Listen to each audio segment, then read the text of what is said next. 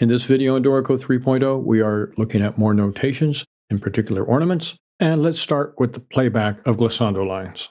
Been improvements on this. We have various looks for a glissando line. You can access them by navigating to Ornaments, down to Glissandi, and picking the line of your choice.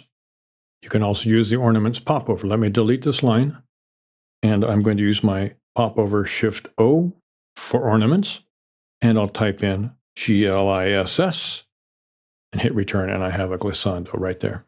At this point in time, all instruments except harp will play back the chromatic scale in a glissando, and there will be discrete notes.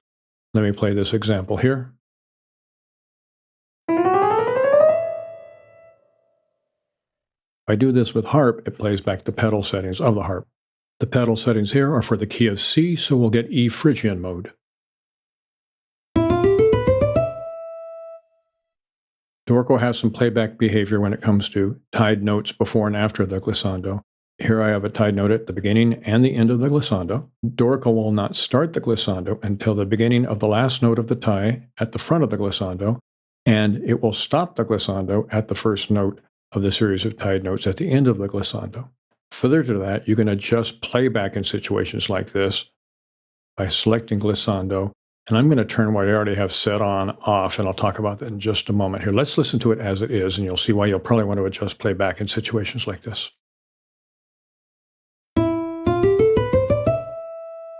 So if you find that a little slow, select your glissando marking, go down to delayed start. This setting starts the glissando halfway between the notes. Let's see how that sounds.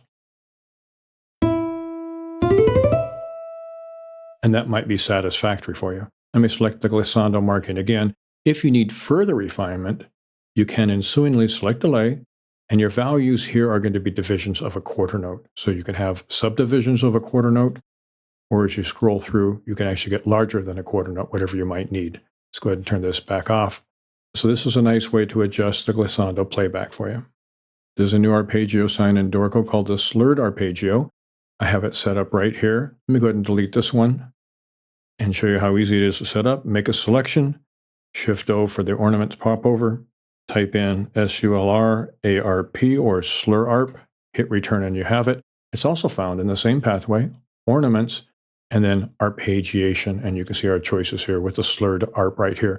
So the theory behind this is that the slurred arp is a little faster performance of the arpeggio than the standard wavy line arp. I'm going to play them both, and you should hear a difference.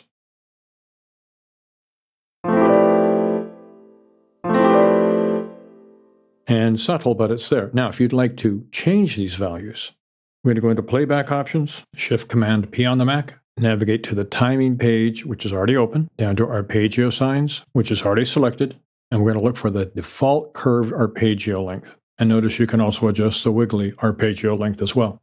And here we can set our values. And this is set at 1/12 of a quarter note. This is at 1/10. So you could adjust these accordingly. Let me hit Escape and get out of that. Next, let's talk about trills. I have one set up over here for demonstrations. If you need to add a trill, simply select your note. You can use your popover, Shift-O, type in TR, and you'll get a trill which you can modify within the property panels. Let's use the one I already have set up. I'll select this here. And now it's possible to show diminished seconds, which we have here, or double diminished thirds, and typically this would be for harp parts. If you select the trill icon itself, you go down into the Properties panel, you can see we can choose different ways to express the appearance, the accidental, and the interval. And here I've got a second, and I've chosen from here a diminished second. And you can see I've updated my harp pedaling to indicate what we would have here, which of course would be a unison across two different strings. There's been a slight update in what you can do with osseous as well. Let me navigate down to the flute part, and I'm going to go into the actual player part here. Right now, when you have a system for a single line instrument with a single main staff, such as we have right here, default is no system line. That was not the case in earlier versions. So there's an option to turn this back on if you'd like, but it's rather hidden. So I'm going to go into Engraving Options, Shift-Command-E on the Mac. I have bar lines selected. I need to go to Osseous, and then I actually need to navigate down to Advanced Options. Under that, we have Join Ossia with Systemic Bar Line for systems with only one instrument. So let me move this out of the way. I'm going to enable this, hit return, and you can see we get our systems line here. undo, and this is the original and default look for version 3.0. So that's all I'd like to cover in this particular video. As always, thanks for watching. Hope this gives you a tip or trick or two, and we'll catch you on the next one.